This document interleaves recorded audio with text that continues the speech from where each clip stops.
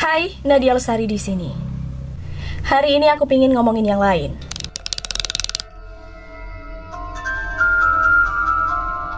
Beberapa tahun yang lalu booming banget cerita tentang rumah ini. Mungkin sekitar tahun 2000-an atau 2005 ke atas ya, lupa. Tapi ini adalah salah satu urban legend yang pasti anak Surabaya semuanya tahu rumah ini dan tahu kisah horor di baliknya. Kisah Rumah Hantu Darmo atau Rumah Darmo.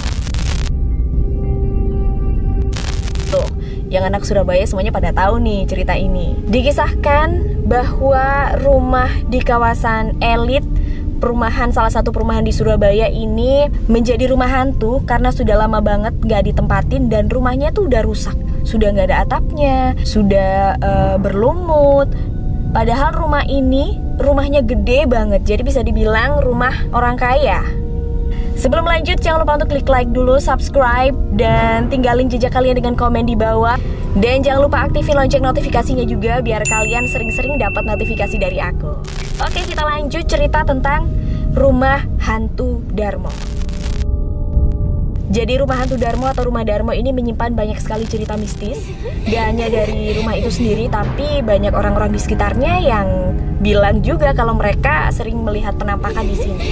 Kalau kalian pernah lewat di depan rumahnya aja ya, kita bisa ngelihat kalau rumah itu adalah rumah besar sekali di pinggir jalan, tapi dalam kondisi yang sangat tidak terawat karena udah nggak dihuni selama bertahun-tahun. Jadi kondisinya rusak parah, sudah nggak ada atapnya, tembok-temboknya udah pada berlumut dan seperti habis kebakaran gitu ya. Terus rerumputan ilalang itu banyak di depannya juga. Dan kenapa rumah besar ini yang konon dulunya rumah orang kaya ini bisa menjadi seperti ini sekarang? Ada satu cerita yang beredar yang aku cari dari beberapa sumber. Konon katanya dulu si pemilik rumah ini adalah orang yang punya pesugihan. Jadi dia bisa kaya raya seperti ini karena dia ambil pesugihan.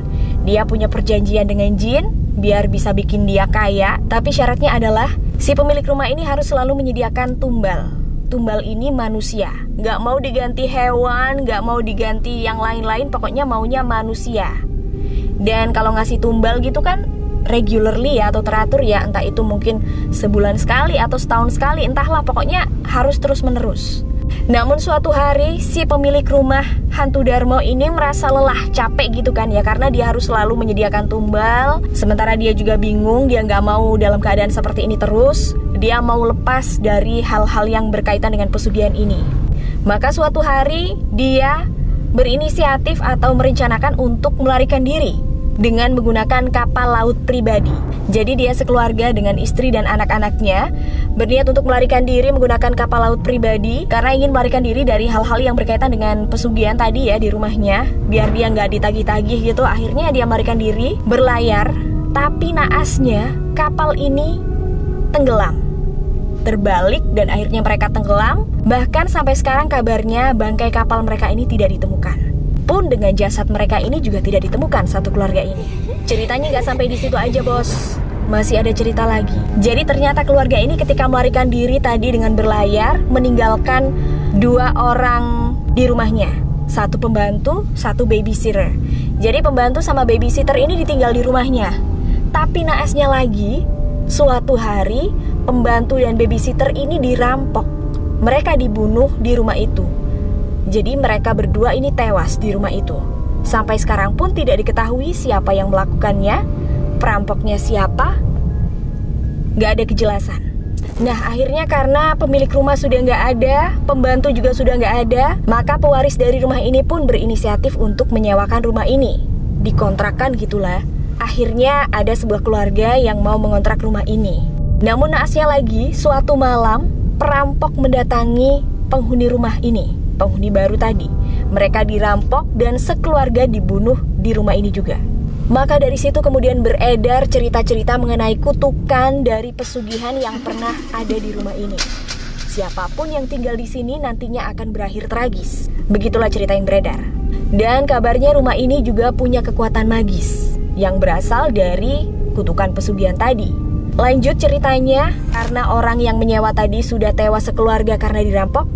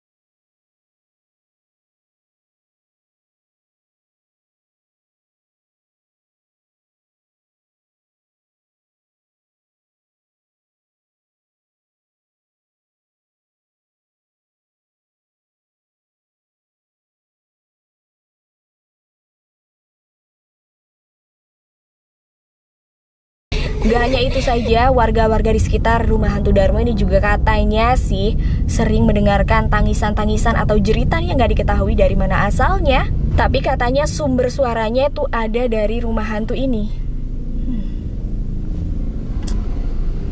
Kalau sekarang rumah hantu Darmo ini udah dikasih polis line atau garis kuning ya, karena banyaknya orang-orang yang masih penasaran masuk ke dalam, pingin uji nyali atau pingin melakukan hal-hal yang tidak